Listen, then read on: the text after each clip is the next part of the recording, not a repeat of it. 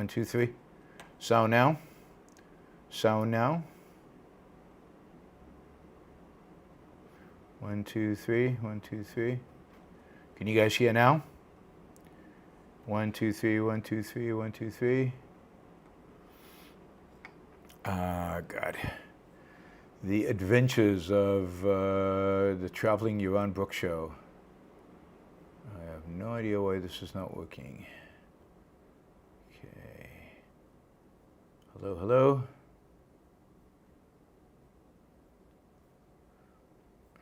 Okay, now, all right. Let me just do something.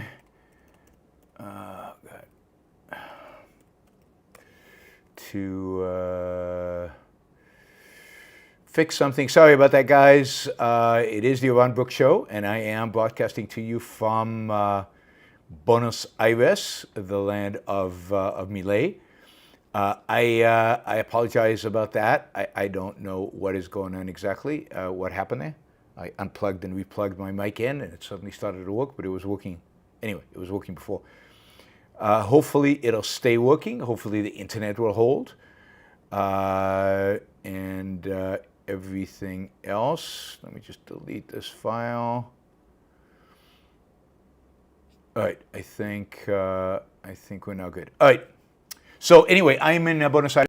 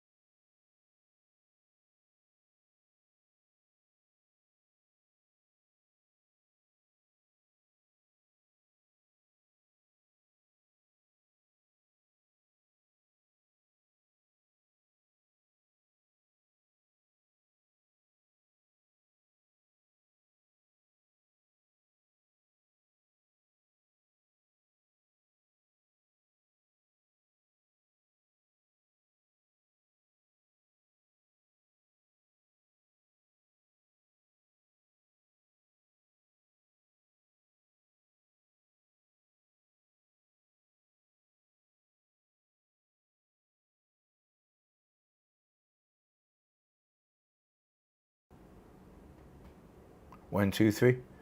It's working now.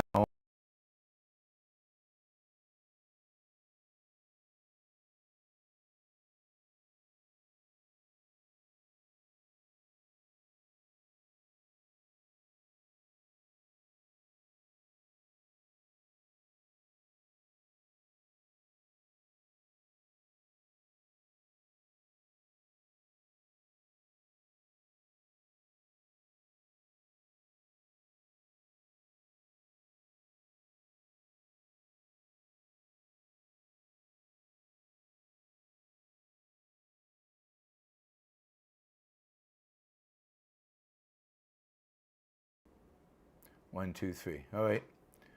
It seems to be working again. Let's get the input volume up. Seems to be working again. Let's see if this holds. That was interesting. Looks like one of my devices stopped working.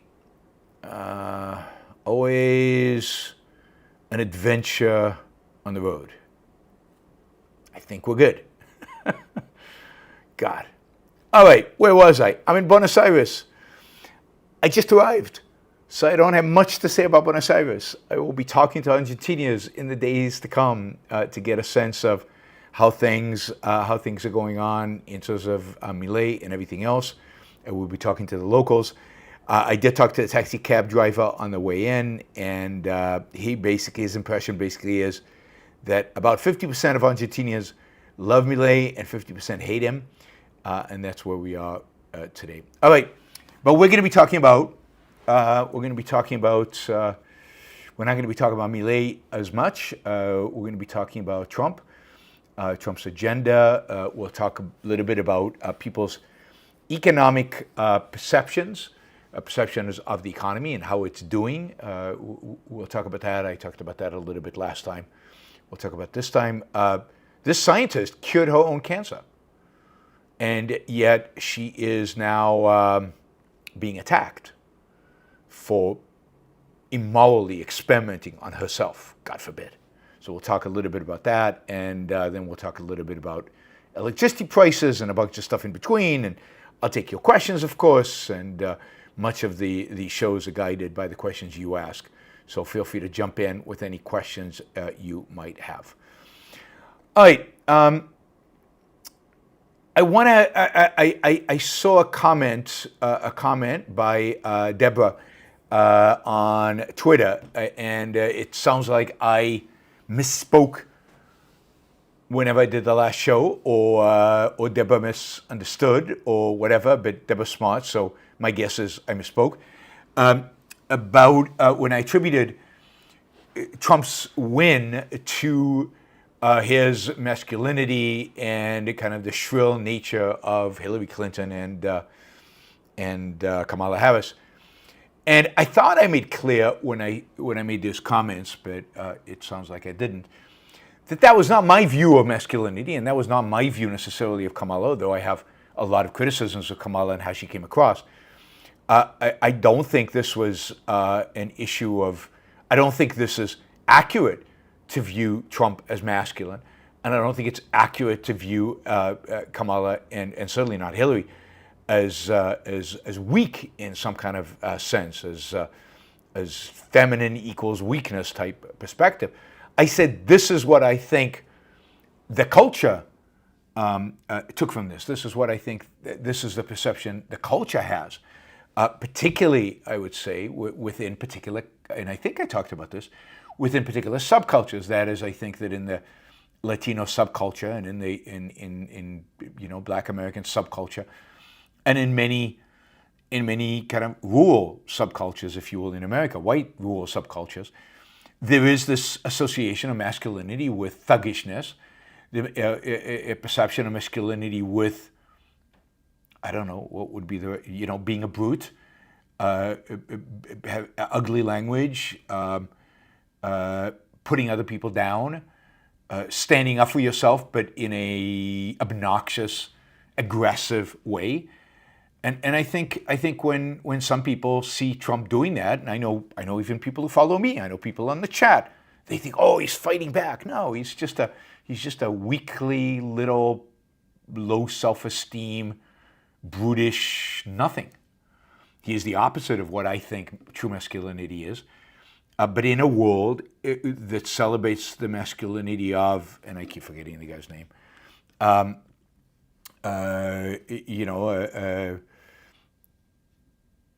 the guy in Romania. Anyway, you guys know who I mean. Kind of the real misogynist, treat women horribly, and but have this aura of I'm a man, I can do anything, kind of aura.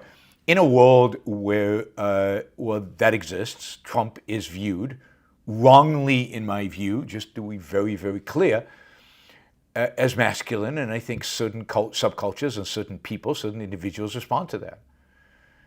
And that is it's not a good thing. It's a bad thing. That is me, Andrew Tate, thank you. Andrew Tate is the Romanian so-called masculine guy. That is me condemning that is me saying the culture is bad. So I thought I said all these things, and I probably say them a little bit too loosely because I assume you all know my views. So I kind of embed that, you know what I'm talking about, and maybe I don't spell it out enough. And with regard to Kamala, I mean, I'm not impressed by Kamala. I wasn't impressed by Kamala, particularly her ability to answer questions on her feet, which is really, really important. In other words, to think on her feet. She did not come across as strong or able. But I think that, again, there's a lot of people who won't vote for a woman. There's a lot of people who view her as shrill. I mean, there was a lot of people making fun of her, laugh, and things like that. But there's stuff to criticize about her, and there was stuff to criticize about Hillary Clinton.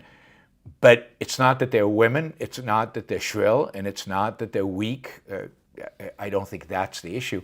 I think it's, again, we could talk about Hillary another time, but with Kamala, it's certainly the fact that she came across as a little airheaded. I mean, she did not have anything to say, particularly when asked fairly simple questions that in an interview where you think she'd come in prepared, and then she basically whiffs on the questions and doesn't even answer them. It doesn't relate to them. Now, Trump is worse because he just makes stuff up. And so he and nobody calls him on that, but he can get away with that, and she can't. So, so to be clear, these are not my views about Trump or them. This is what I observe as the views in the culture, and I condemn those views because I think it's a screwy world in which somebody like Trump is considered masculine. Completely screwed up world. So if I didn't make that clear last episode, I just made that clear right now. Hopefully, I'm sure I'll get different criticism, or I'll get some.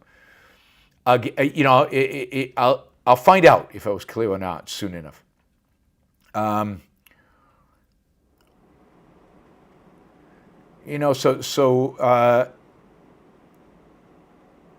says more masculine than the female candidate, at least.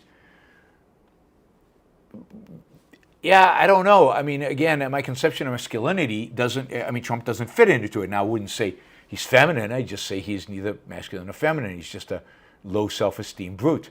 I don't consider the schoolyard bully, masculine.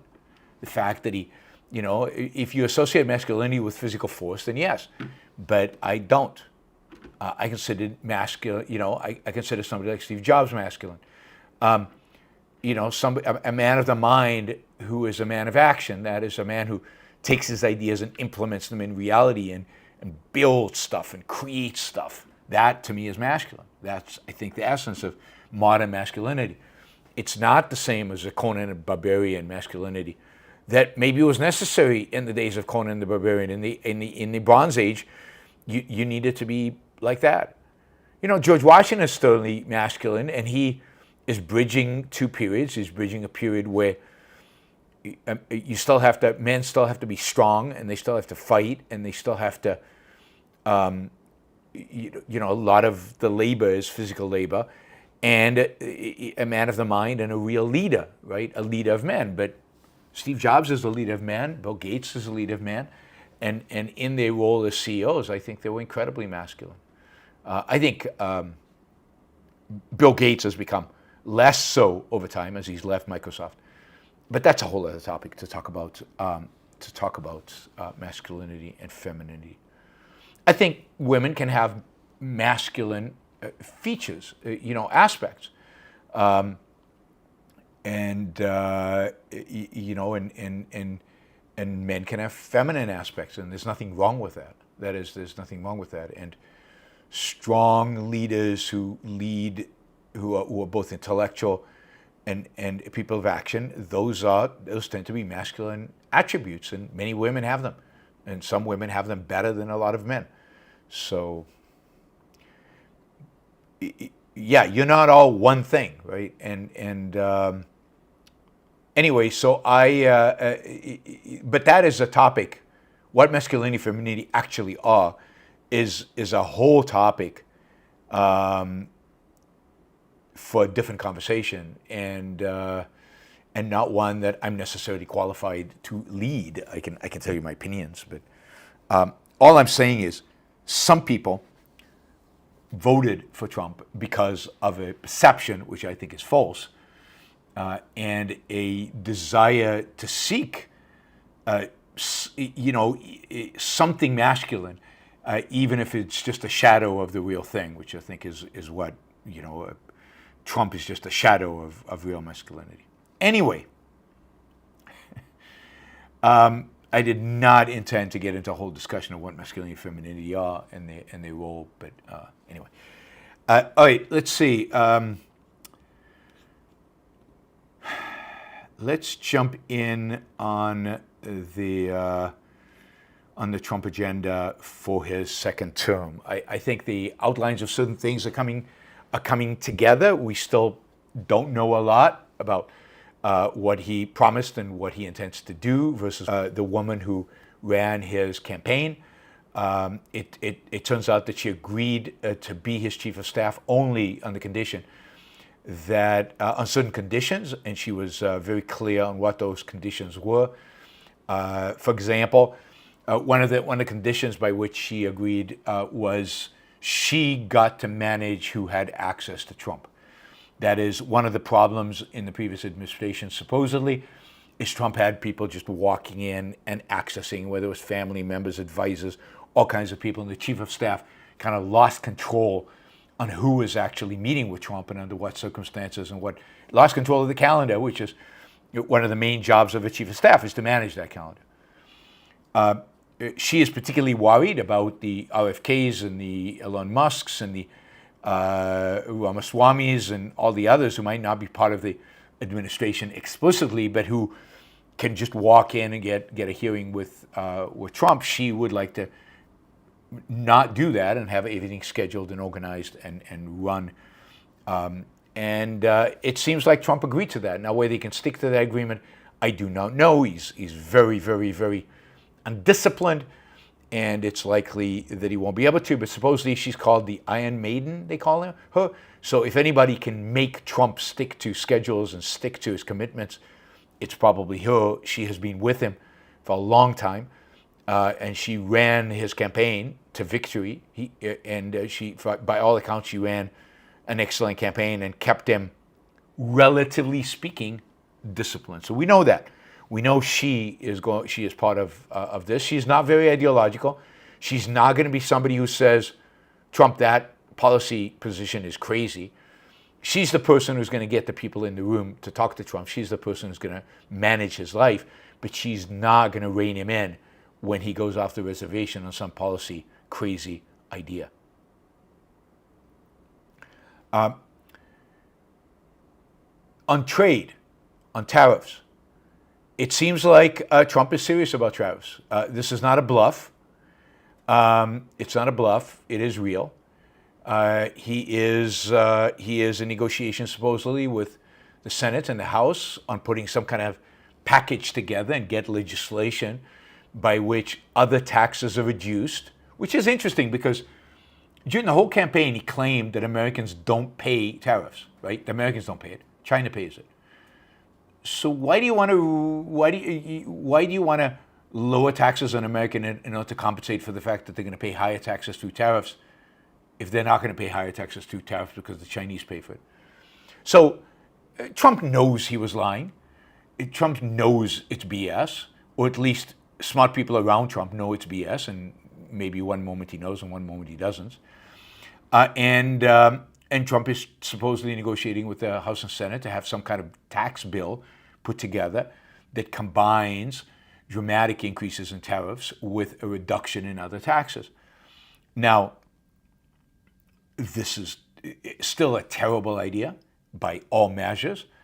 And it's a recognition, again, that Trump was lying to us throughout. He also, for trade, is going with Leitzinger. It looks like Leitzinger will be back in the administration. Exactly what role he will have, whether it's the chief trade negotiator or somebody, or he wants Treasury Secretary, probably won't get that, or Commerce Secretary. I don't know what he's going to get again, but Leitzinger, who's very, very got very, very bad, wrong ideas about trade, and is a huge proponent of tariffs, but very, very loyal to Trump, will be back as part of the administration. People who are not going to be part of the administration, and we know this, Trump basically tweeted,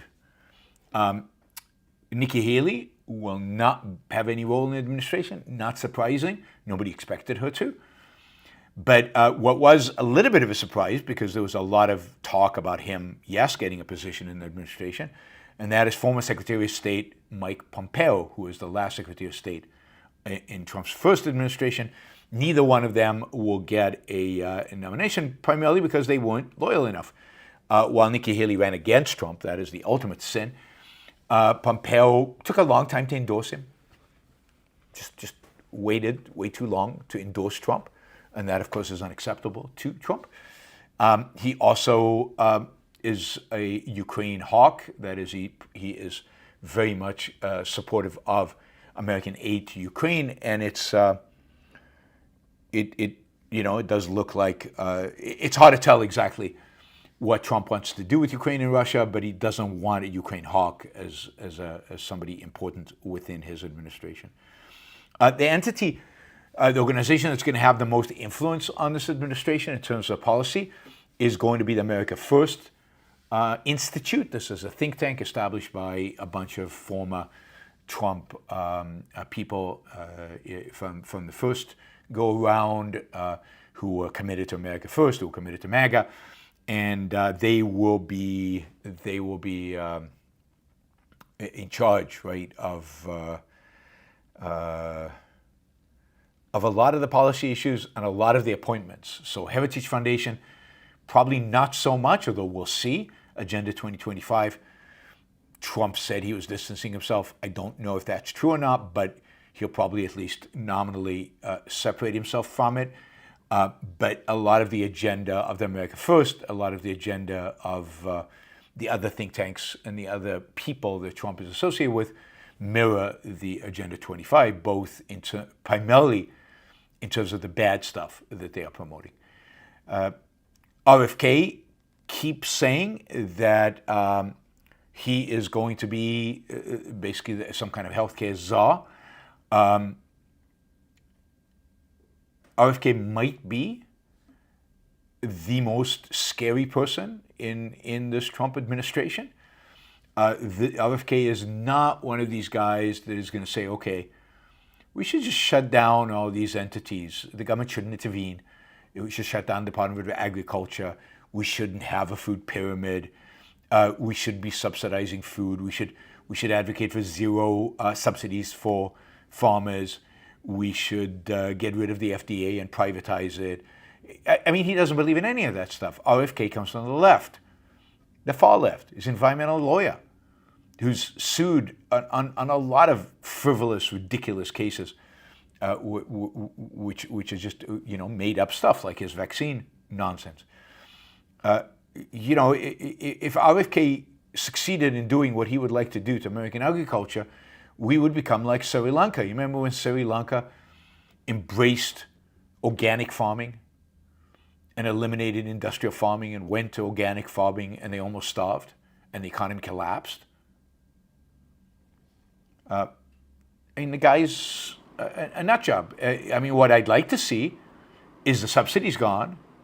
I'd like to see no more food subsidies, no more farm subsidies, no more.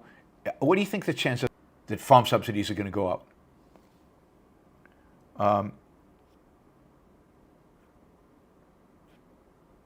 I think zero.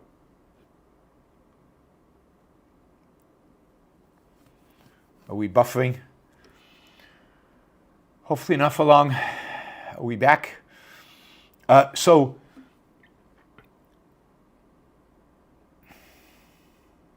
Yeah, he doesn't approve of subsidies for corn. He would like to subsidize,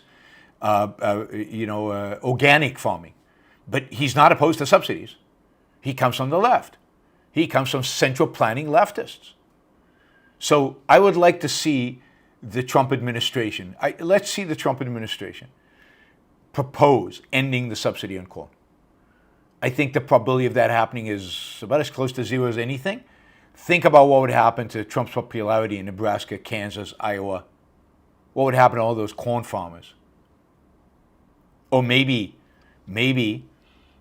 RFK's idea is to pay them not to grow corn. Maybe that's how he will do it. I mean, it's insane. It's completely divorced of American politics and divorced of reality. We're taking a central planner who would like to centrally plan all kinds of regulatory environmental regulations, like to centrally plan a food supply just in a different direction than what it is today. And we think that he is going to bring about freedom with respect to freedom with respect to agriculture. I mean, I'm all for stop it all. Let the market decide. If people want organic, they'll buy organic. If people want mainstream food, let's call it, they'll buy mainstream food. Let people choose. But that is not what RFK wants. RFK wants to dictate. He wants to tell us. He wants to use the government to incentivize us. He wants to use the government to manipulate us. And that is wrong. And supporting RFK is 100% wrong. All right, let's see. Yeah, so, Trump's agenda coming together, how to tell exactly what is what, how to tell what he's going to take seriously and what he's not going to take seriously. I do think tariffs he's serious about, which is probably his most disastrous policy. I do think some level of deportation he's serious about. I don't know how much of it he can get away with, and whether he can actually organize it and get it done any more than he could build a wall. That didn't work out too well. And then we'll see about the other stuff. I think some of the better stuff, as we've talked about before, that he can get away with is things like energy. I think he's going to put really good people in energy, and hopefully part of that will be to stop subsidizing everything, any kind of form of energy.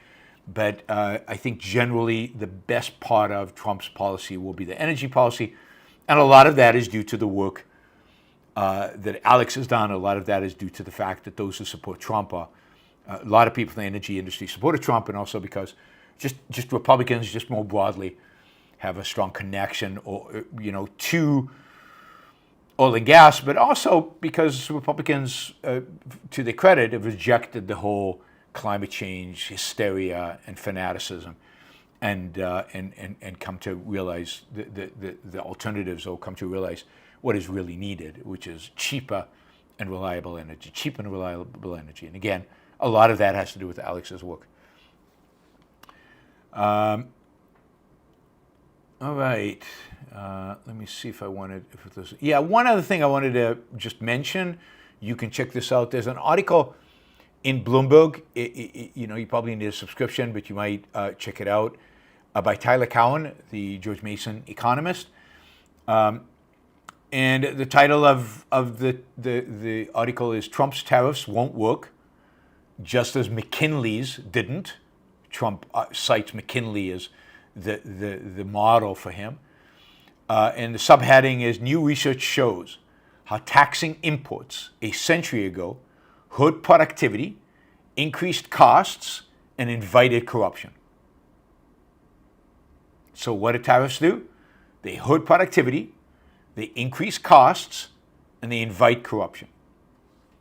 And that was true 100 years ago, and that would be doubly true today, given the structure of the global economy. That is an article in Bloomberg on November 8th by Tyler Cowen, Tyler Cowen. I encourage you to read it.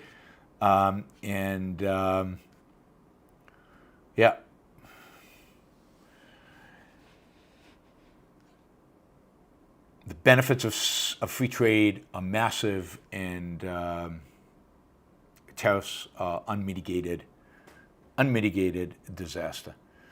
Read the article, and hopefully that'll help you get over whatever. If you've bought into any of Trump's agenda, hopefully that'll get you over that. Let me see. All right, so that is tariffs. That is the agenda. I think we should take seriously what Trump said during the campaign, and assume that he's going to do the things that he said, and or at least try. I think he's going to put a team together that is going to try to do what he said, because he's put a team together this time that is not going to try to thwart some of the stuff that he said, like they did the first time. I think this time they're committed to his agenda, and I think it's going to be worse than what Trump said on the trail. I really think this potentially could be, a really disastrous administration. The previous one was bad. but from an economic perspective and other perspectives was okay. This one could be disastrous even from those perspectives. All right, turning to the economy. You remember last time I said, as soon as Trump gets elected, everybody's perception of the economy is going to change. Everybody thinks the economy is fantastic. And that will be true of Republicans. And Democrats, who thought the economy was good, will now think the economy is bad. That is, people think the economy is good or economy is bad based on the tribe that they belong to, not based on the experiences that they're having in day-to-day life in the economy. And, last time I got criticized because I was told, Yaron, you're ignoring people's lived experience. No, I don't think I'm ignoring people's lived experience. And yeah, some people are worse off, but in general, kind of the numbers don't lie. And the numbers, kind of however you slice them, the economy is done by the standards of modern economies, by the standards of today, by the standards of the last 40 years, under Biden, since 2022, done pretty well. So here's a graph. Let's see if I can show you this. Here's a graph. Red is Republican, blue is Democrat. This is index of consumer sentiments. And you can see that during the first Trump term, consumers were pretty happy. Republicans were pretty happy with the economy, and Democrats were not so happy with the economy. The Republicans' sentiment, consumer sentiment, they thought the economy was doing well, and Democrats didn't think the economy was doing well. Even when COVID happened, while the economy got worse for everybody's sentiment went down. Republican sentiment went down less than Democratic sentiment. And then Biden gets elected, and it flips. Suddenly Republicans think the economy is doing terrible, and suddenly Democrats think the economy is doing pretty well. And by the way, it's about to flip again. And it will flip in a big way. I'll bring you the graph once we have data on the flip will happen. Democrats will suddenly perceive the economy. And this is consumer sentiment. This is their sentiment, personal sentiment regarding the economy. Here's another graph. Let's see if you can see it. Oh, you can't see it all. Let me adjust this graph so you can see it better. Let's see. Shrink it.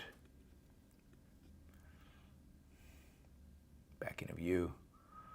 I think that's good enough. All right, this is share of public by party that rate the condition of the national economy as very or fairly good. So this is not the usual consumer sentiment, but something different, basically the same thing. Surveys, do you think the economy is good or bad? All right? Obama years? Obama years. Democrats thought it was good. Republicans thought it was bad. Trump gets elected. Republicans think it's good. Democrats think it's bad. Right? Biden gets inaugurated. Democrats think it's good. Republicans think it's bad. Republicans had recovered completely after COVID. Look at that. I mean, there was a huge crash of thinking the economy is bad now, and then suddenly massive recovery. And then as soon as Biden gets elected, bam, huge decline.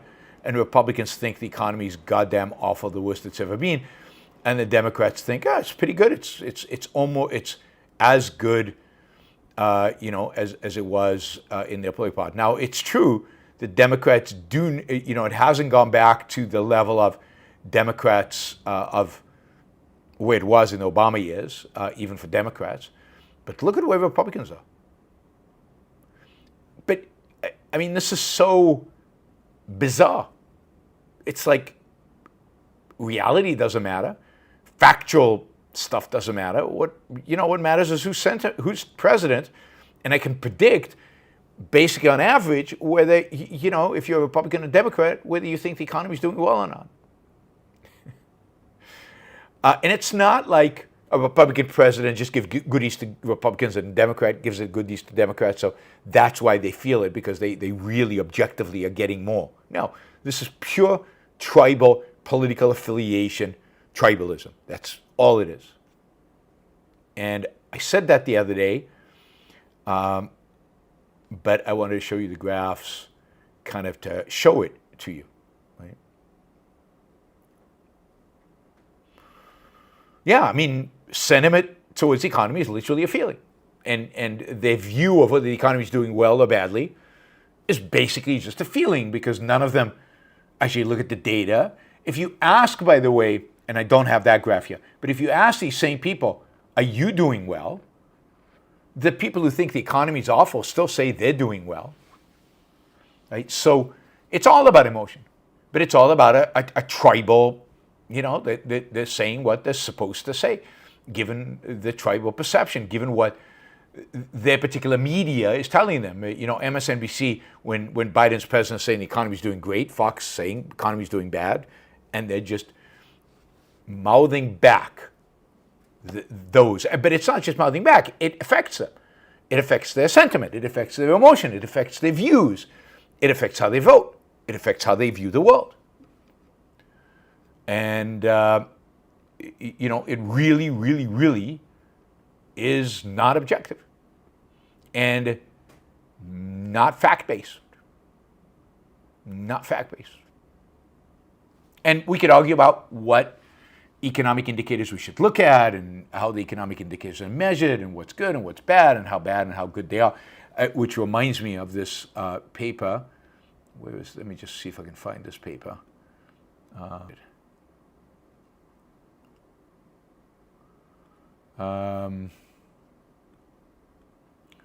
Yeah, I must have closed it. But there's a paper out that looks at various measures of inflation. And it basically, we've talked about this inflation. I did a whole show on inflation, right? And in the show on inflation, I talked about this CPI and there's other measures of inflation. And what's stunning about this paper that I just read, and I thought I had saved it and was going to share it with you. Oh yeah, here it is. It's a working paper by Scott Winship from the American Enterprise Institute. And it's called, Introducing a New Concept, which is a more accurate consumer price index. And basically what Scott shows is he explains what CPI is, he explains how CPI works, he explains the alternatives to CPI that have been used historically. There's something called CPI-U, and then there's the Personal Consumption Expenditure Price Index, which is PCEPI. The CPI-U is the price index for all urban consumers, which is Consumer Price Index for all urban consumers. And I'm just going to read you this one result from the study, which shows that how you measure inflation is going to give you completely different outcomes in terms of, for example, if wages gone up, real wages, right? We always talk about what's real, right, versus what's nominal, right? Wages might have gone up, but if they've gone up slower than inflation, then real wages have gone down. So real wages are relative to inflation. So I'm just going to read you from the summary of this. While the most widely cited inflation measure, the Consumer Price Index for all urban consumption, that's the one we hear all the time about, CPI, suggests that the average hourly wage of production and non-supervisory workers rose by 2% from 1973 to 2003. Now, if that's true, that is very depressing. Again, the CPI suggests, if you use the CPI to adjust wages across the entire period, what you find is that wages only went up 2%. That's stagnation. That's awful from the perspective of wage earners. However, he says, if you use the economically superior, personal consumption expenditure price index, it indicates a rise of 30% in earnings, which is much better than 2%. Maybe if people knew that their earnings in real terms had risen by 30%, they wouldn't be so depressed. But then he goes on to say, but using this new measure that's called more advanced, more accurate consumer price index, wages actually rose by 61.5%. Now that's a factor of 30. One measure gives you 2, and one measure gives 61. If you just take the median wage of prime age male workers, if you use the CPI, it fell by 15%. If you use the PCEPI, it rose by 9%. And if you use the MACPI, the more accurate measure, it rose by 35%. I mean, so a lot of this people's perception of the economy is driven not just by tribalism, it's also driven by the fact that we are constantly inundated with false economic data, with economic data that doesn't actually reflect the real state of the world. Inflation over the last 50 years has been significantly lower than what you have been led to believe. Inflation over the last 50 years has been significantly lower. And the reason for that has to do with the fact that they don't take into account imports, and imports have become a bigger and bigger part of the economy and therefore play a bigger role in consumer prices. It's the fact that they can't measure quality, they don't adjust for quality, and on and on. I mean, we could do a whole show about this paper, and maybe I will, because I think it is interesting. But Scott Winston is not some lefty who doesn't care about inflation. He works for the American Enterprise Institute, which is used to be considered the premier conservative think tank. It's out because it's not Trumpish, it's not MAGA. But this is the way in which we are taught about, or the way in which economic information is communicated to us is unbelievably distortive and unbelievably inaccurate. And as a consequence, we come to conclusions that are just false. Just false. All right, let's see. Let's talk about this case of this doctor, Megan McArdle. Megan McArdle. Megan is a scientist. My understanding is she's a virologist. She's an expert on viruses. And Megan got cancer, breast cancer, for the 3rd time. She had already had a mastectomy in one of her breasts, and the cancer came back. This is not good when cancer starts coming back like that. And Megan did not want to go through another round of chemotherapy and all the cancer drugs that are involved. And she went and she did some research into what are alternatives. And she found interesting a new line of research that is going on right now that uses viruses, where you inject the viruses into the tumor, and the virus, both in attacking the virus, attacks the cancer cells. So the body itself, what the virus does is stimulates the body itself to fight the cancer. So she basically created a regime for herself, completely experimental, but nobody had done this for breast cancer. Nobody had done this for, I think she was stage 3. Nobody had done this for that stage of cancer or this type of cancer. There had been some promising research in other cancers. There is one cancer in which this is now a treatment, where a virus is injected into the tumor, and it has shown very promising results. This is one of those potential future treatments that might become mainstream in 5 to 10 years, given the way the FDA works, given the way research works, given that you have to test these and you have to do, you have to see side effects, and you have to see long-term, what happens long-term, and you have to see all of these things, right? Anyway, what she decided was she was going to do this to herself. And that she was going to basically take, in her lab, do you create a virus? What do? You grow a virus? She was going to grow the relevant viruses, purify them, and inject them, have a colleague of hers inject them into her own tumor. And she used, which was different than other experimental regimes, she used two different viruses. One, interestingly enough, she used a measles virus. Oh my God, RFK must be furious about this. This is the measles virus that is used in the measles vaccine. So you remember vaccines use a segment of a virus to stimulate an immune response. That's exactly what she did. So she took the measles virus, not the full virus, but whatever they use in the vaccine to stimulate the immune response.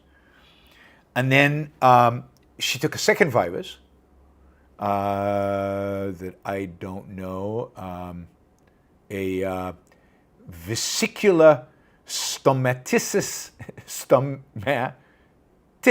virus, VSV, which is, I think, like a flu virus, a virus that causes kind of a flu symptoms. And she developed a regime where she injected both viruses into her tumor. And the tumor basically shrunk, detached itself from the muscle wall, and was easily extracted with simple surgery. And it was a massive success, and she's been cancer-free now for 4 years. She did this during COVID.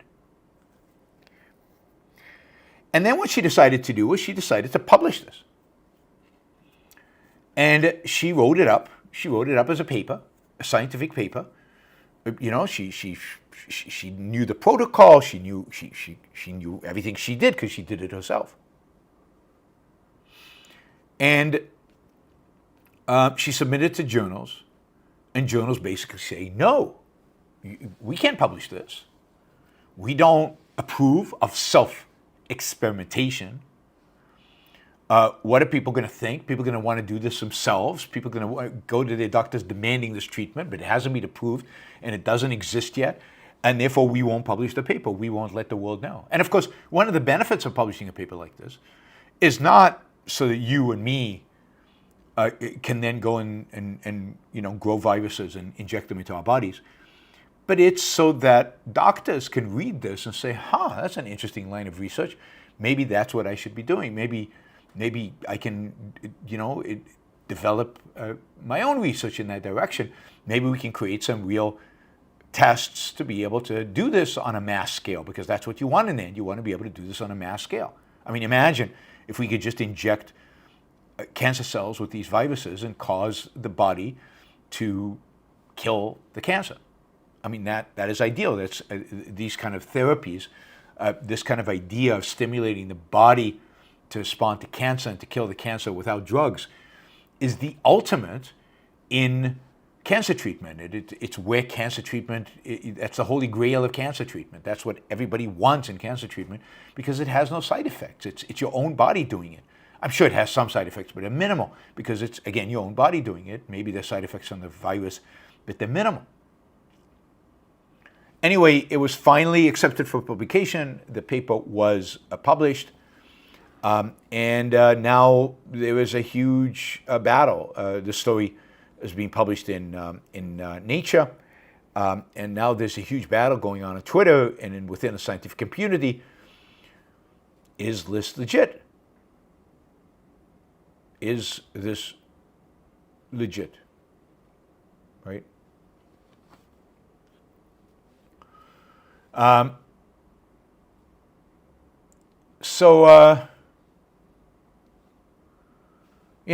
are doctors out there, there are people saying, well, what she did, the Nature article is misrepresenting what actually happened. There are others saying, this is not ethical, this is wrong to do, this is wrong to publish. If you remember during COVID, I actually talked about it on the show at some point, there were people, I think at MIT and other places, designing their own COVID vaccines and injecting themselves with all kinds of homemade COVID vaccines. But these are scientists, real scientists, who were doing this. There was a little group and they were sharing information and there was a huge outcry, right? It's not be tested. How dare you do it? The authorities have not given permission. They haven't approved it. So this is part of that. I mean, this idea that your body, your body is yours. Your body is yours. That doesn't just mean you have a right to have an abortion. That also means you have a right to experiment on yourself. You have a right to biohack yourself. You have a right to inject yourself with viruses, as long as you're not injecting yourself with something that can hurt other people. The right to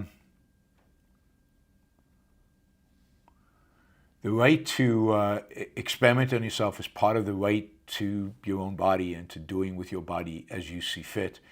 It's part of your freedoms. It's part of your rights. And the idea that it's somehow wrong, I mean, it might be scientifically wrong. It might have been, what do you call it? I can understand other doctors reading the article and saying, oh, this was an overreaction on her part. They might say, oh, these results are not, we can't really learn anything from this, so there's nothing new here. I'm sure I can understand scientific criticism of it, but there's no ethical criticism. I mean, she did what she thought, rationally, I think, would save her life, would improve her chances of survival without the horror of chemo. Whether it worked or not is irrelevant to the fact that she had a right to try. That's what it means to have a right to your own body.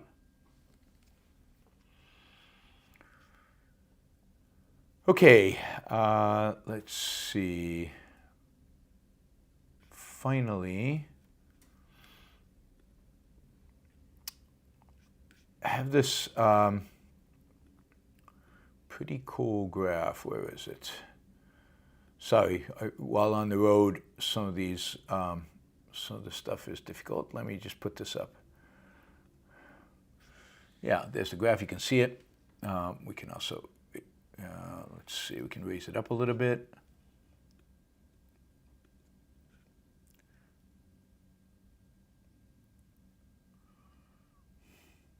Yeah, let me take out the headline and just so you can see the countries. So this is 2023 average electricity prices for industrial users per megawatt hour, I guess, if I'm reading that right. Okay, so and you can see.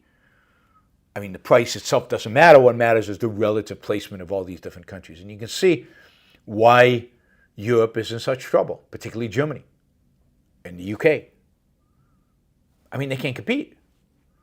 They spend 4 times. UK spends 4 times, Germany 3 times what the United States spends on electricity. That is, its industry spends that. And, it looks like it's 8 times what China spends. And China spends so little on electricity because they're building electrical capacity like there's no tomorrow. They just build. They build coal, they build natural gas, and they're building nuclear. And they've got big dams. And you can see how basically all of Europe, UK, Germany, Italy, France, are all unbelievably expensive. And there's no wonder that they can't compete with places like China, but even places like the United States, Canada, Indonesia. Russia's cheap electricity, but they don't have much manufacturing. Even Thailand and Korea have much, much cheaper electricity than do Europe.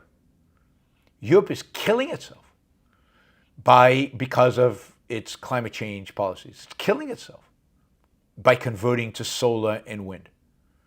It's killing itself by shutting down nuclear power.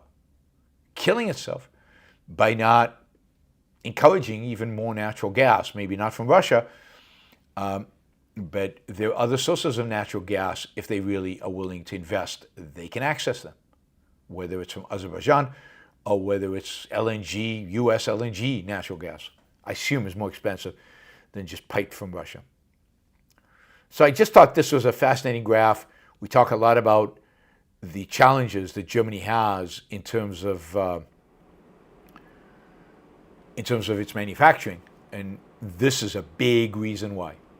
And it's all self-inflicted. There's no reason for this. No reason for this.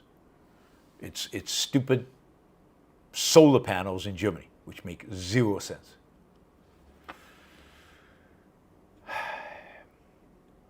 All right. So that is, those are a few stories that I had. Let me just see. Somebody told me, this is just a response to the last time show, where I said Hispanics have shifted to the right, and somebody wrote, no, it's only Cubans. That's just not true. There's a whole study out now analyzing the shift to the right among Hispanics that happened in Pennsylvania. It happened in the Orlando area among Puerto Ricans. It happened across the entire Texas border area among primarily, I think, Mexican Americans. It happened pretty much everywhere. There are a few places where it wasn't significant, but in vast areas, Nevada, one of the reasons Trump, I don't know if you saw, but Trump has won Nevada and Arizona. So he swept all of the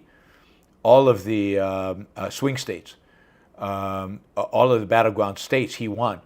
And I don't think he could have won Nevada and Arizona without picking up a significant percentage of the Hispanic vote, or a bigger percentage of the Hispanic vote than he had picked up in the past. So I also had a bunch of graphs to illustrate all of that, but we've already talked about it. He did better than he's done in the past, primarily among men, and this is the point I meant about masculinity. He did very, very well among men, and he did better than in the past among Hispanic women. And for some age groups, he won those. Not among some age groups, some income levels, he won them outright. Very poor and relatively poor and relatively rich Latinos, majority of them voted for Donald Trump. All right. And again, this happened in Florida for sure, but it also happened in Nevada. Nevada, 59% of Hispanic men voted for Donald Trump. In Texas, 64% of Latino men voted for Donald Trump. And in Florida, 64. But Florida, you could argue it's Cubans, but they're not Cubans to tilt it that much. And Cubans have always voted Republican. So something different has happened. There's no question. So my analysis on the previous show, I think, certainly holds. I am looking forward to the next few years in terms of California, particularly in terms of San Francisco. New mayor, new attorney general, or district attorney, whatever they call them, a new mandate to arrest shoplifters, a new law that basically says you can't have, that gives localities the power to dismantle homeless encampments. It's that's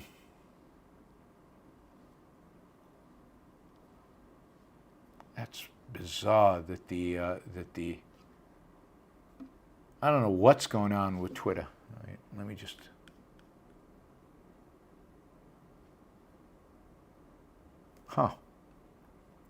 It doesn't change on Twitter.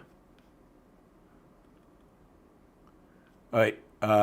Yeah, it looks like on Twitter, the title for my shows doesn't change, even though it doesn't accept the global change. They've made okay. Anyway, they made a change. Now I have to do it. It's become more manual. So now I have to worry about one more thing that I have to shift manually. Hopefully that did it. We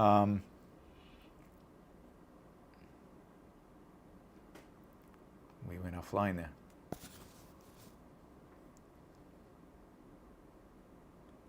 God. Are we streaming? Are we online? All right. So I'm looking forward to reporting on the changes that happen in California as a consequence of the shift, right?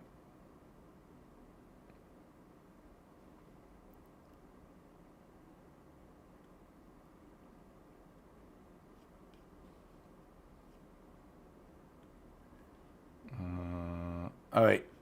I'm interested if what I said will clarify for Deborah what I meant. Hopefully it does. All right. Let's see.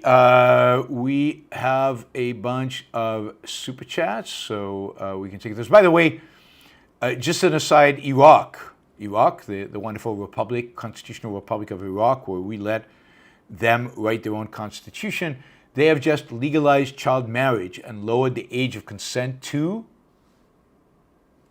Anybody want to take a guess of what the new age of consent in Iraq is? It's 9. You can now have men marrying girls of 9 years of age in the barbaric culture of Iraq. And why 9?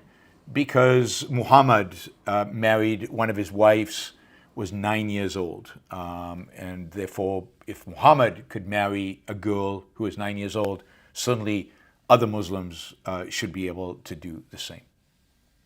That's Aisha, his wife Aisha. Just horror. The idea of these people living under these kind of regimes. Another reason to wipe out the Iranian regime is that it will have a profound impact on what's going on with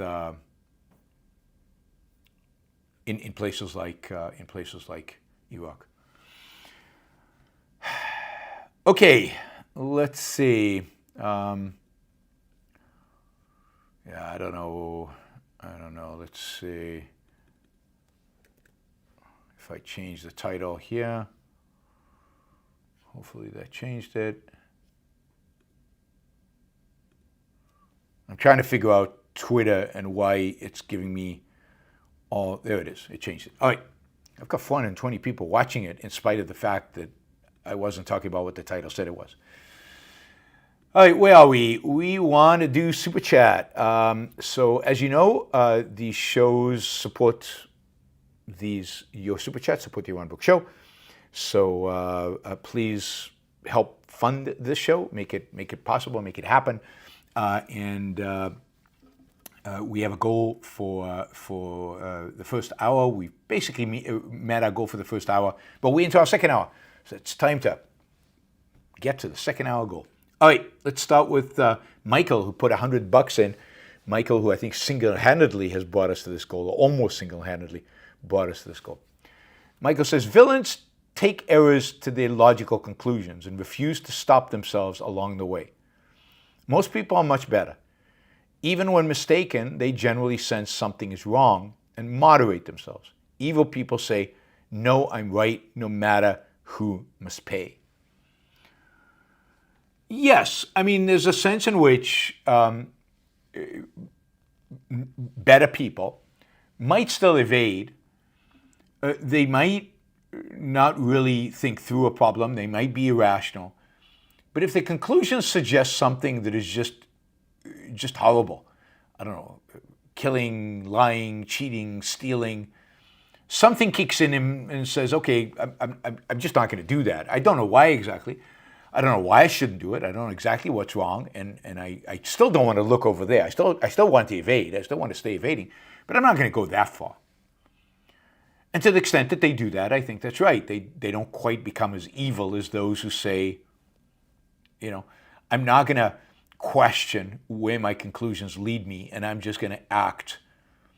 And I'm not only am I not going to try to correct my evasion, not only am I not going to try to figure out where I evaded, I am going to continue to evade. I'm going to continue to evade kind of the general kind of knowledge that I have that, I don't know, lying, cheating, stealing, murdering is wrong.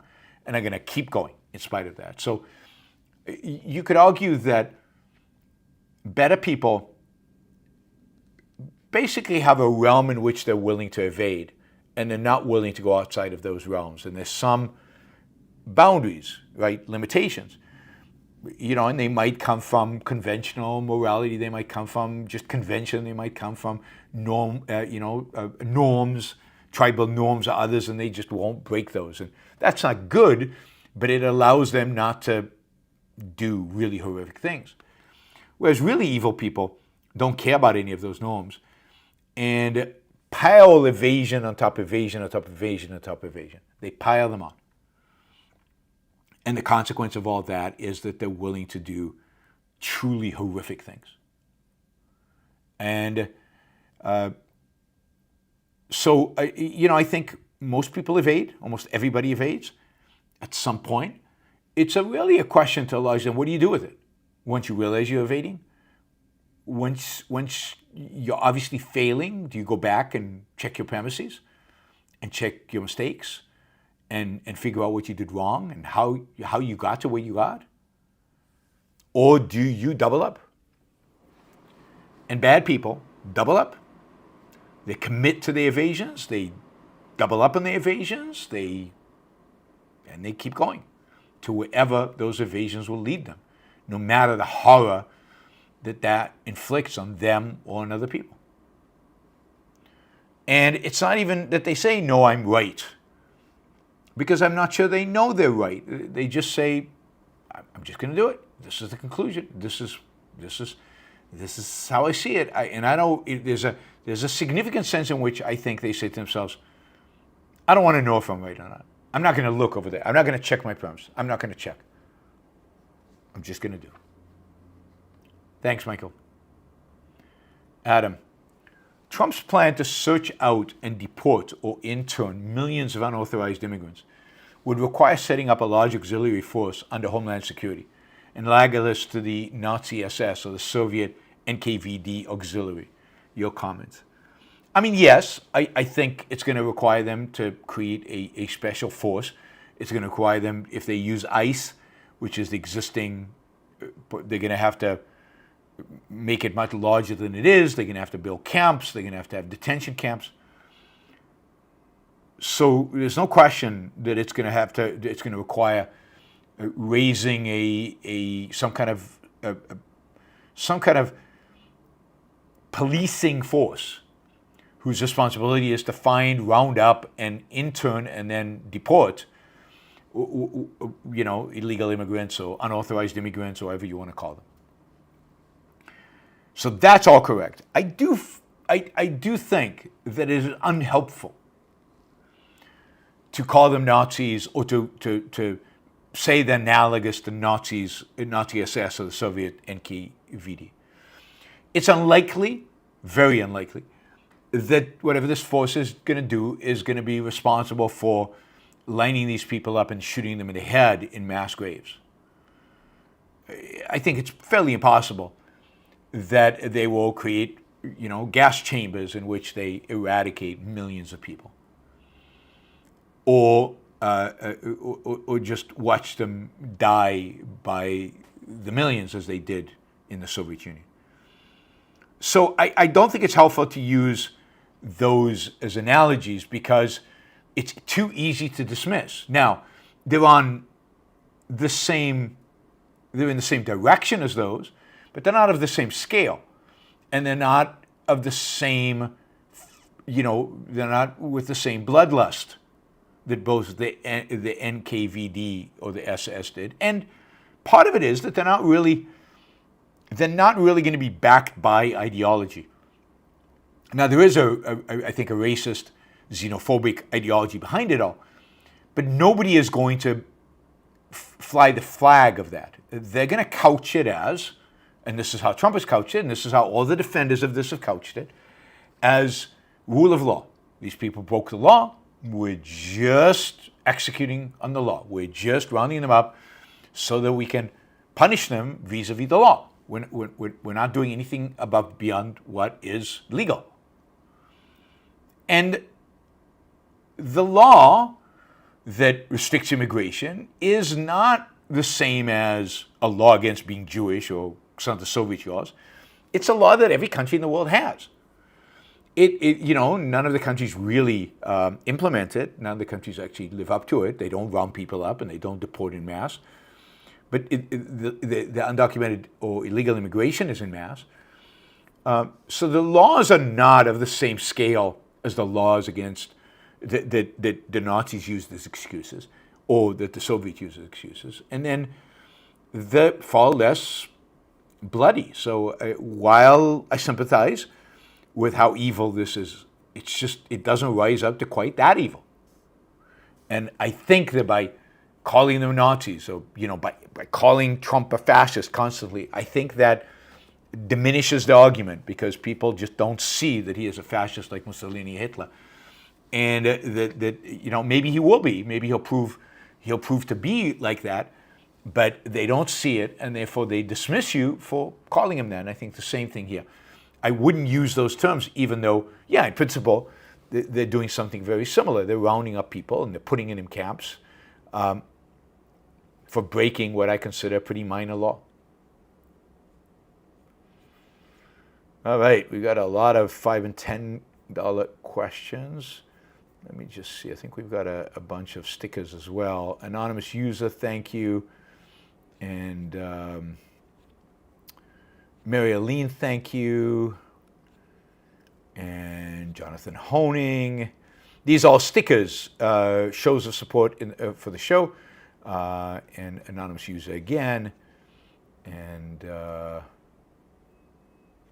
all right, I think, no. We also got Melanie. Thank you, Melanie. All right, Andrew says, Rand wrote how religion owns all of the higher emotional terms in the culture, such as reverence. What do you think of the role rational reverence plays in life? Say reverence for a work of art or a life-saving industry. I think it's an important emotion. It's an important feeling to have. It's a sad life where you don't feel reverence. Reverence is a benevolent, but it's also an inspiring emotion that wants you to be better. It wants you to strive to be to the achievement that you're witnessing. So it is an affirmation of a benevolent universe, affirmation that the rational can be successful. So having reverence to a work of art, feeling that, having reverence to life-saving industry, to amazing achievement is crucial, I think, to sustaining and maintaining and building and nurturing a benevolent sense of life. All right, Michael. Does the left often lose elections because it only talks to itself? It doesn't have a grassroots-oriented or reality orientation? No, I don't think so. I mean, historically, certainly the left has always had grassroots, and I think they still have them. I think one of the things, look, we should probably talk about this. It's a longer answer for maybe a significant segment of a show. But there's a complete reorientation of the appeal of the two political parties. The reality is that the Republicans have basically captured the working class, what was traditionally Democratic grassroots. And now they're even encroaching on certain ethnic groups, which were traditionally Democratic grassroots. And now the Democrats have lost the grassroots. And the Democrats dominate. They dominate educated Americans. They dominate, suburbia. They dominate certain segments. You can call them your grassroots, but they've lost. It's not that they don't try to appeal to grassroots. It's that they've lost the working class, and they've lost them primarily because the left has focused in on issues, social issues, that most people, particularly most people in the middle class, are not interested in, don't care about, or actually do care about, but they take completely opposite positions of the Democrats, whether it's trans issues or other issues, or God, I'm blanking on other, or the whole array of woke issues. So I don't think it talks to itself. The left tries to talk to others, but what it says, others don't like, for better or for worse. Now, notice that in economics, there's very little difference between the left and the right. There's very little difference between the left and the right. Both are statists. Both are welfare, mixed economy types. There's no difference. All right, Frank, if citizenship were not only a political category, but also an economic one, the cost of illegals was borne by the native country healthcare, incarceration, welfare, etc., would the problem be mitigated? I don't know. So how would it be mitigated? That is, the cost of illegals was borne by native country healthcare incarceration, welfare, etc. Isn't it already borne by them? So, I'm not sure how citizenship is an economic category. Illegals still work. They still have to produce. They still bear most of the costs of their existence and their survival. The native country bears their healthcare costs, but the native country also bears the healthcare costs of its natives. I guess it's not clear to me what exactly you're asking, Frank, and how it's connected. I don't know how citizenship, which by definition I think is a political category, how it becomes an economic one. The USA would send in the bill, but why wouldn't it send the bill to its citizens? I mean, if you had a free market, then it wouldn't matter, right, if you were a citizen or not, because there would be no redistribution of wealth. And if you came to the country, if you crossed the border and came here, you would have to pay your own way. And you'd only be able to do that by working.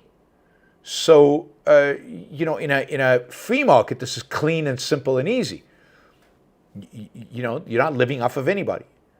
You could argue in a mixed economy, in a welfare state, there is the potential that people are coming here and they're mooching off of the rest.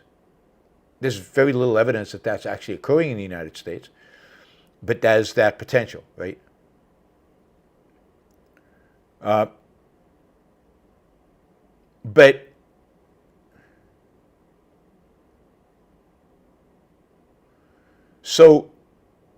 Who's USA going to send the bill to? Some people are saying that the USA sends the bill to Mexico, but why would Mexico pay the bill? I mean, Mexico didn't send them here.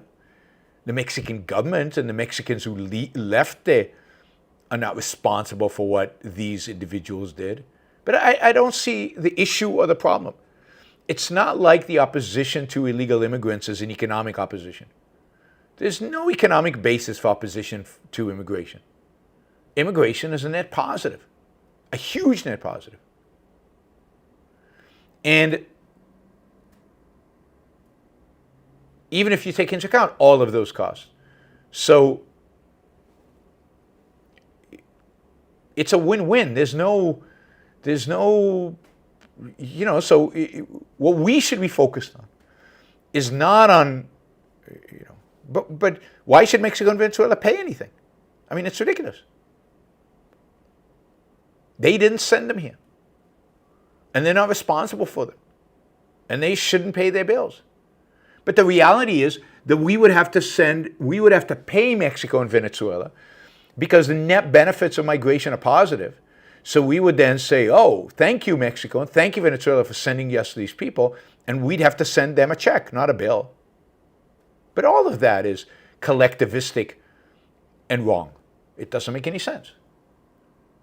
What we should be fighting for is less redistribution of wealth, less welfare, less government involvement in healthcare, less government involvement in education, so as to get to the point where we're closer and closer to the free market and where people pay their bills. People are responsible for their own bills and pay their own bills. And then there's no fear or suspicion of subsidizing a group. But there is no group here to subsidize. I mean, there is no group here being subsidized. Immigrants to this country work, and by working, they're creating.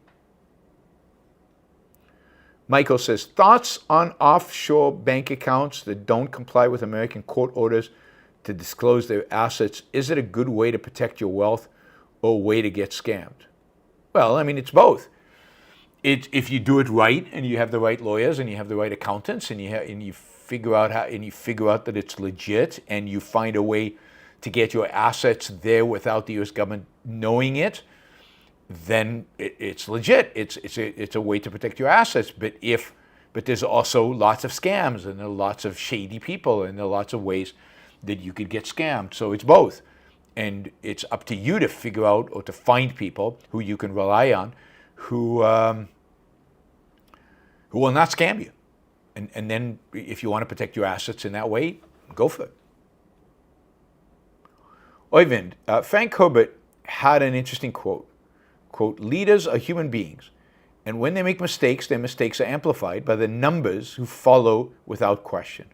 Fits the current times. Yes, it fits every time because there's always a group of people that follow the leaders no matter what. But the more tribal we become, and we've certainly become quite tribal, the more tribal we become, the more it fits.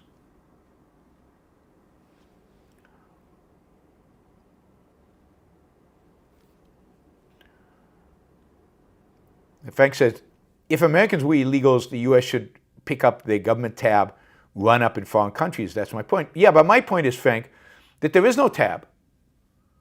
There is no government tab.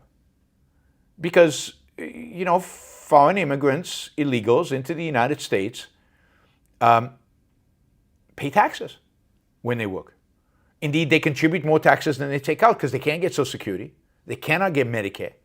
And yet they pay Social Security taxes and they pay Medicare taxes, and they never get the money back. If you take all the illegals here who are now paying Social Security taxes and throw them out of the country, let's say it's 15 million people, that's a huge drain on Social Security resources, and our taxes will have to go up.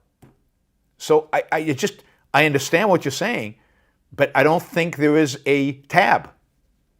It's a win-win. The U.S. government benefits from more people being in the U.S.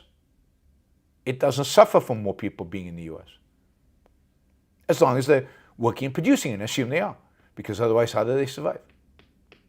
It's very difficult for an immigrant to survive here on welfare. The welfare is not indefinite, and they don't just get their stuff taken care of. They have to work. More if you're illegal than if you're legal. Michael says, have you started collecting Social Security now? No, I won't do it until I'm 70. I think that's the optimal time. Michael says, life is like this. You either excel or suffer. Yeah, I think you have to excel at life. Mediocrity is suffering because you'll always know what your potential was. Michael says, does obsession beat talent most of the time? You mean by their hard work, their obsessive work? No. Yes, but you're also going to have people who are talented who are obsessed, who are both. So I do think obsession. Well, if you're awful in basketball, you could be obsessed about getting better in basketball, and you'll probably still not be better than some people who have talent who don't work very hard at it. Some things you just can't overcome, your height, other things. So it's not always the case. It's not always the case. And you have to ask what talent really is, and is there talent? What talent actually means, and in what domains is there such a thing? Neil Kahn says, after the defeat, I hope Democrats change course and nominate Josh Shapiro in 2028. His Clinton-like style and skill could beat Vance in a landslide. I don't know. I don't know enough about Josh Shapiro. I don't know how good he's going to be, and I think you overestimate where the American people are. I think this country now is a Republican country. It's almost impossible for the Democrats not to win the Senate, just because how many states now are committed to a Republican ideology. It's almost impossible now for Democrats to win the Senate. And it's going to become, so Republicans are likely to maintain their majority and to increase it over the next few election cycles. Presidency is a different thing, but this is a right of center country. It has, particularly now that they're not worried about free markets, because that's the one thing they don't want. Americans. Andrew, I see how altruism creates a zero-sum mentality, but how do you explain a narcissist like Trump's zero-sum mentality? Well, he's a narcissist and altruist. There's only moral context is altruism. There is no other moral context. Narcissism is more of an emotional. He's still within the context of altruism. But look, Trump is incapable of abstract thinking. He's not a thinker. So he cannot, and to see the world in terms of, and I think narcissists generally are very concrete. It's the missing link from Ayn Rand's Missing Link essay, which I said I would review on the show, and I haven't. But the Missing Link article, where she talks about some people never make it to the conceptual level, and Trump has never made it to the conceptual level. He can't think.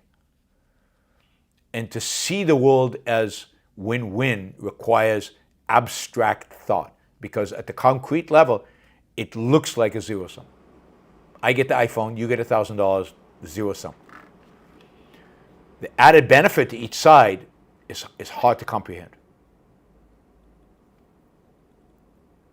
And again, nobody confronts him about it. Nobody tries to teach him otherwise. Maybe he's capable of understanding it, but nobody tries. Oyvind, one of the things I do when I want to find inspiration is watch the movie Interstellar. I think it showcases some of the great aspects of human ingenuity. What is your go-to for inspiration? I don't have a movie that's a go-to for inspiration that I can think of. I mean, I have visual arts that it goes to, some of the art that I have in my house, Michelangelo's David, but I can't think of a movie that I keep repeating to. I also find things with stories I can't watch too often, because part of a story is the unfolding, which you don't know what's coming, and once you know what's coming, the unfolding is less interesting, unless it's a very philosophical novel story like Atlas. So I don't tend to watch movies that many times. I used to do more repeat viewing of movies than I do today, I have to admit. Duin, the culture online is pure poison, racism and sexism. The truth doesn't matter if it ever did. I just hope most people are offline and hopefully sane. Yeah, it seems that is true. I don't know if it's all of online or just some of the communities or everywhere, but there's definitely a poison, racism and sexism and just stupidity online everywhere we look. Andrew says, I heard a conversation, conservative, laud how RFK wants to ban ads by pharma companies. I mean, it's just unbelievable. I guess there goes the conservatives' respect for free speech rights. Yes, I mean, they never had respect for free speech rights when it comes to advertising. That was the one exclusion that the Supreme Court has allowed from free speech. Free speech does not apply to commercial speech. But there goes their respect for any kind of markets. Neo, should NATO no longer exist even if Russia is defeated? No, I think NATO should exist, but it should be primarily a European security alliance. And you'd have to make a really strong case for why America needs to belong to it, given how wealthy and strong potentially Europe is. And I think there should also be a Pacific defense alliance of a free country in the Pacific, like Korea and Japan and Taiwan and Singapore maybe. So I'm all for defense alliances, and there is an enemy, so it makes sense to have that alliance. And even if Russia is defeated, I still think so, because you never know when it'll come back. You never know what, if Europe is not threatened by something else. But it's not. Europe should not be America's responsibility. It should be Europe's responsibility. And I think, again, Europe is rich enough to take care of it. Michael says, I don't think Tucker Carlson and Candace Owens have lost their minds. They're just liars and can see that a good fraction of our population is irrational and conspiratorial. Yeah, I mean, maybe. I think they've lost their minds. Particularly Tucker. And you've seen the slow deterioration. And maybe it's a combination of both. He's responding to his audience, and that makes him lose his mind. But I definitely think there's something gone. When he says the demons out there, I think he believes it. He gives no indication he doesn't. Michael says, why did Kant support the American Revolution? I don't really know. I mean, he certainly, there was a period, during that period, he thought of himself as part of the Enlightenment. If you take his political theory separate from his moral and epistemological theory, it's not that bad. He talks about rights and he talks about freedom. So, Ayn Rand's opposition to Kant is that she believes that he destroys Western civilization, not because of his politics. This is her view of politics, is that it depends on these more basic foundations. It's because of his really rotten civilizational undermining epistemology and morality. And that's what she's, that's why she thinks he's so horrible. And, some of his politics, the conclusions he comes to, okay. Again, they're not right because the foundation is not right, but they're okay. They sound good. That's why a lot of libertarians like Kant, because they sound good. They don't care about his epistemology and his ethics. Supkaski, how did it feel to jump from winter to summer? I hate winter, so it was, I went from summer to winter for a few days and then summer again. I don't like winter. It was amazingly good to get out of the cold. Ryan, there's a popular meme now. 90% of the food in the grocery store today didn't exist 90 years ago. Guess what else? 90% of the disease we face didn't either. Think about that. Please comment. I doubt that's true. A lot of the diseases that exist today that didn't exist 90 years ago didn't exist because we just didn't live long enough to get them. A lot of the diseases that we suffer from today are diseases of age that accumulate over a lifetime. Cancer is certainly something that people tend to get after the age of 60. There is some cancer that hits earlier, and I think it always did. But in those days, to a large extent, we couldn't even identify it as cancer. People just died. You didn't do autopsies. You didn't have a diagnosis on everybody. They didn't have a theory. They didn't, until just not that long ago, we didn't understand how the body worked. So there's very little knowledge. Heart disease. People are surviving heart disease and living longer with heart disease than ever before. And again, do we know how many people dropped dead of heart disease 100 years ago? Did people know exactly what a heart attack was? Did they know what a stroke was? So I think it's bullshit. I think it's bullshit. And the association, there's no question that there's some disease that's associated with modern food. We have a real problem with obesity that has to do both with activity and with the food that people are eating. There's no question that some food is probably unhealthy for us, but it's very difficult to figure out what is what.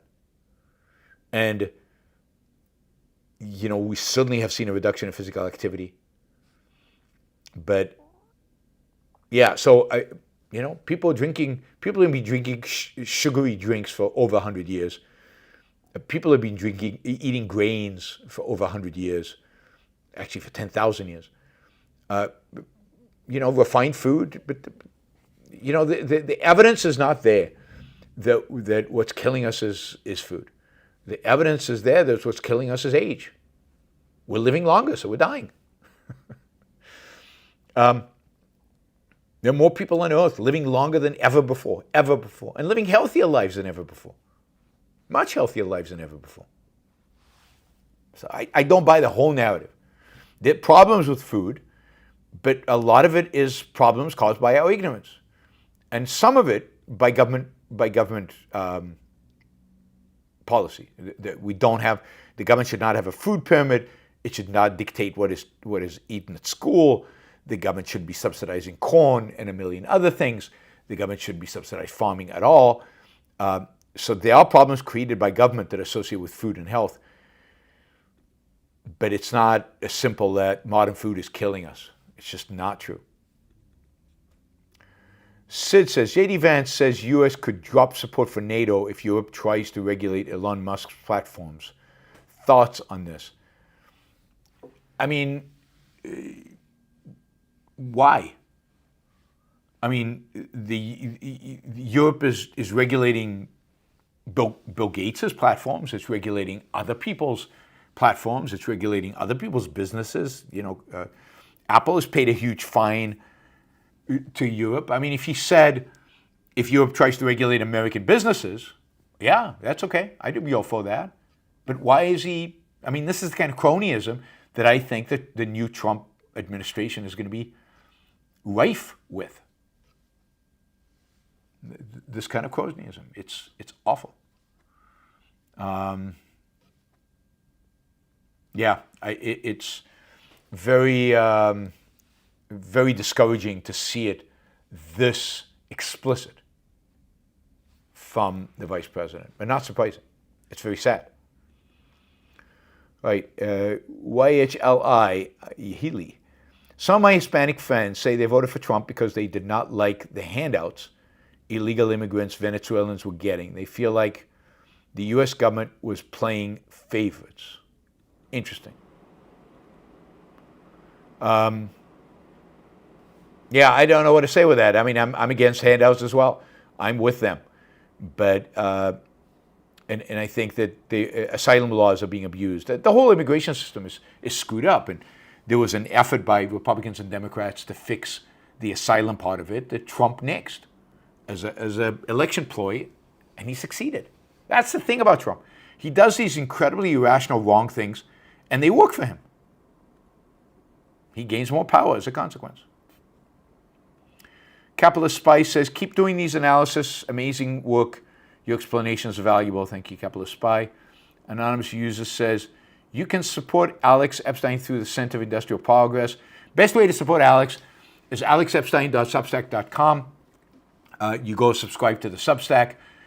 You can pay a subscription fee there. You can also pay to have access to Alex AI. Alex is a sponsor of this show, and you should support him. And you should support him because of the influence he's having. But more than that, you should support him because you have an opportunity to have Alex contribute enormously to your life and your knowledge. Now, you will not find a better teacher, somebody who knows the energy, climate change, environmentalism, and fossil fuels better than Alex Epstein. And he provides you with these talking points that you can use in your life when debating other people or when thinking about problems. He has a great way of breaking down problems, of analyzing them, of providing solutions. He has a fantastic way of thinking about the world. I think you can learn a lot from Alex, reading Alex and engaging with Alex. So absolutely go to alexepstein.substack.com and get engaged and support him, support his work. All right, let's see. Also remind you that Iron Institute is a sponsor of this show, and they are having a webinar that sounds really fascinating and fun. It's going to be with Don Watkins and Nikos, and Nikos goes by one name. We never say his family name. And it's the title of this webinar is Guiltless Pleasure: How to Consume Like an Egoist. And it's going to be discuss the relation between consumption and production, why consumerism is always attacked, and what would be a healthy attitude towards consumerism, and how you should and could get real joy, make it fun to spend your money on stuff. So yeah, you should, even if you already enjoy spending your money, you should listen to the webinar. You can get more information about it on aynrand.org/start here. aynrand.org/start here. Go sign up today for Don and Nikos and their webinar. All right, guys. Sorry about all the technical problems. I'll try to figure out by next time what caused them. I think I've got a USB hub here that is broken. It didn't transfer the signal. And in terms of the titles on Twitter, now I have to engage in one more step before launching the show. But now, thank you for letting me know in the middle of the show. So now I know what I have to do. I know how to handle it. If you would like to support the Yaron Brook Show, please do so. Please go to Patreon, patreon.com, type in Yaron Brook Show, and you can support it through Patreon. You can also do it on PayPal.